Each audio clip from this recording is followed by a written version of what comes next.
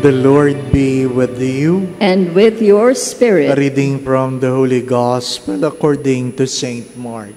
Glory to you, O Lord.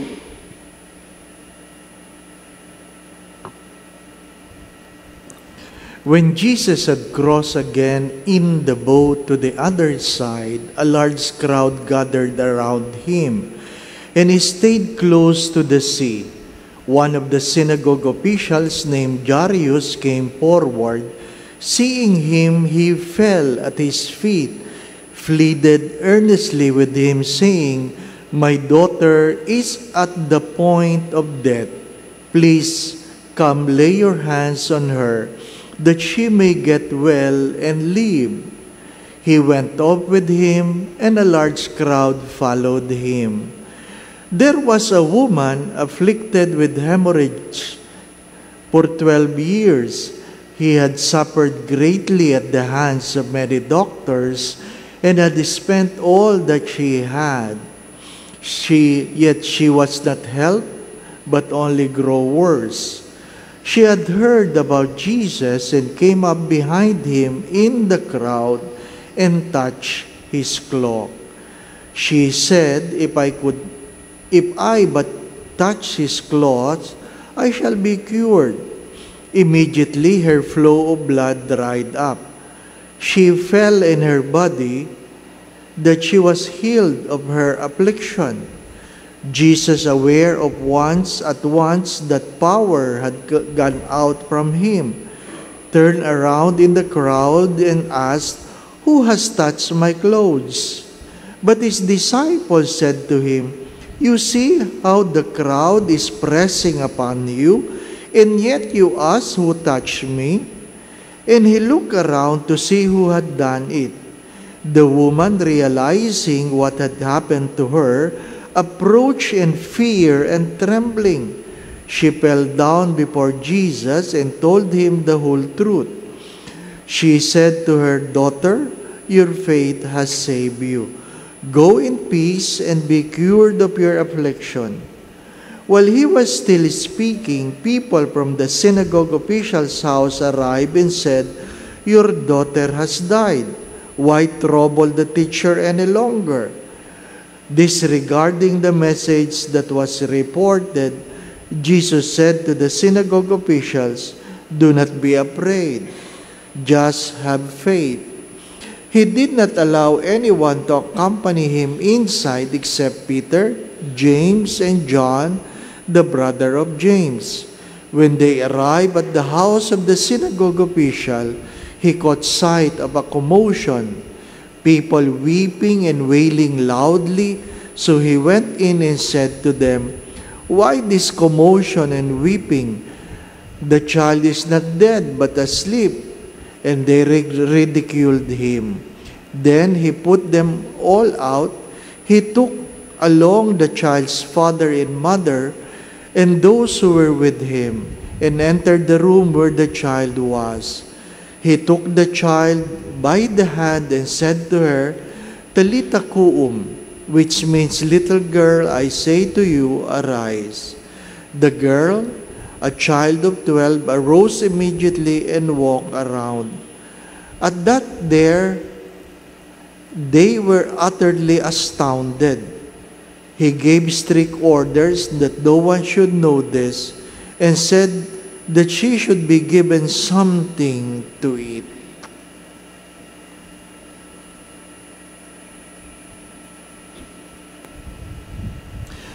The Gospel of the Lord. Praise to you, Lord Jesus Christ.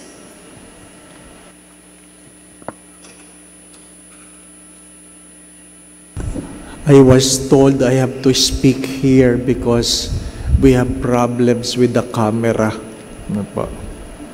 for our online parishioners. The first reading reminds us that no good father would desire death for her children, for his children, regardless how bad they are.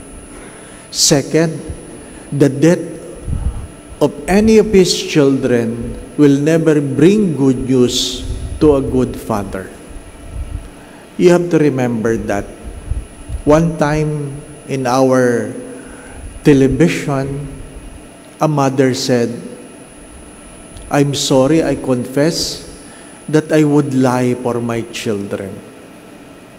I would lie for my children." Of course, there was a debate. Is it good for a mother to lie for her children? The context was, a child was caught in a crime and the mother was asked, "Ang anak po ba ninyo ay nasa bahay ninyo o nasa labas?" Ang sabi niya, "Kahit alam ko na ang anak ko ay nasa labas, sasabihin ko ang anak ko nasa bahay." It's a dilemma. It's a dilemma.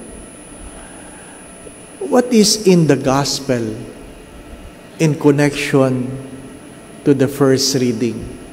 A good parent, a good father, a good mother would always intercede for their children. They will always intercede. Kung ikaw ay mabuting magulang, kahit gaano kasama ang iyong mga anak, patuloy mo itong idudulog sa Diyos. Patuloy mo itong ipapanalangin, ihingi sa Diyos ng awa. Ano ang kabutihan ng Diyos? Palagi ko itong sinasabi, na ang kabutihan ng Diyos ay hindi nakadepende sa kabutihan ng tao. Pinagagaling ka ng Diyos hindi dahil ikaw ay mabuti, kundi dahil ay Diyos ay mabuti.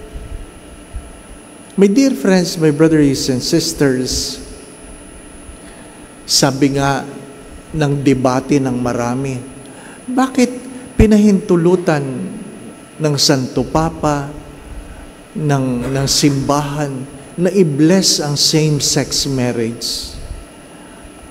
Alam nyo yan.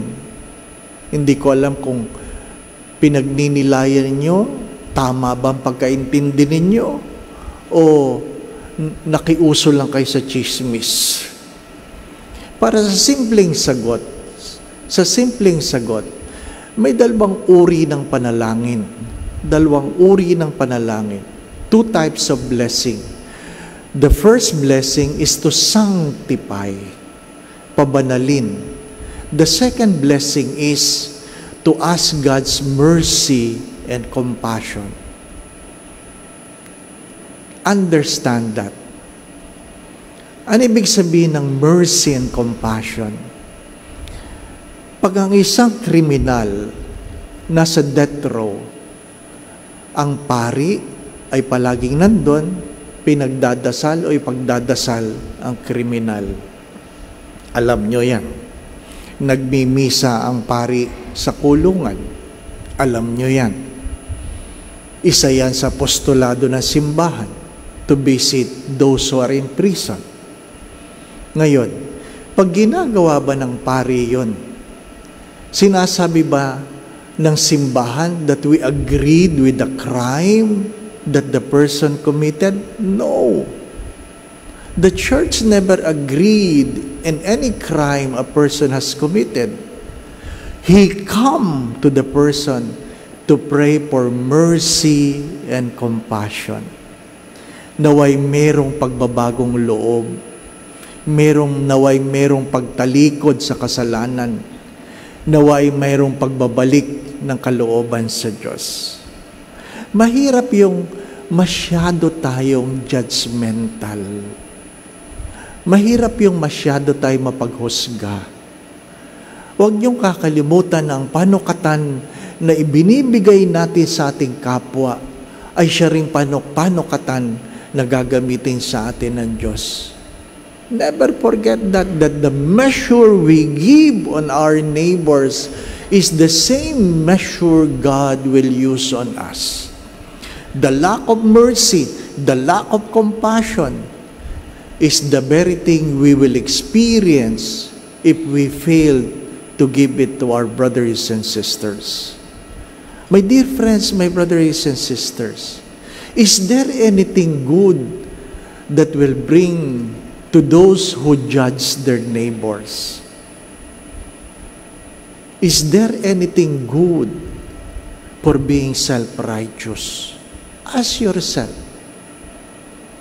Pag nagpapakomunyon ba si Father, tinatanong ba ni Father, nangumpisal ka na ba?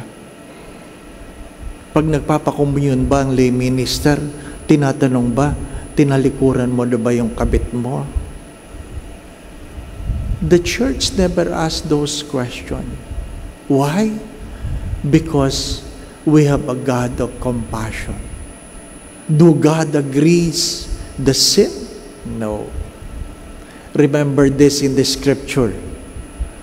When an adulterous woman was caught committing adultery, and he was about to be stoned, ano sabi ng Diyos?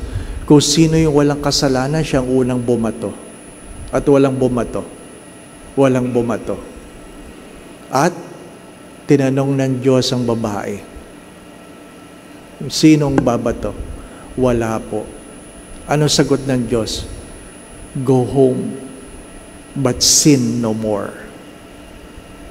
Go home, but sin no more. Hindi tinanggi ng Diyos na may kasalanan ng babae. Hinikayat ng Diyos na talikuran mo ang iyong kasalanan. Amen. Do not forget the words of Mother Teresa of Calcutta, that if you are too quick to judge, you have no time to love. If you are too quick to judge, you have no time to love. The Lord be with you. And with your spirit. And may Almighty God bless you and your family, the Father, the Son, and the Holy Spirit. Amen. We now go in peace to love and serve the Lord. Thanks be to God.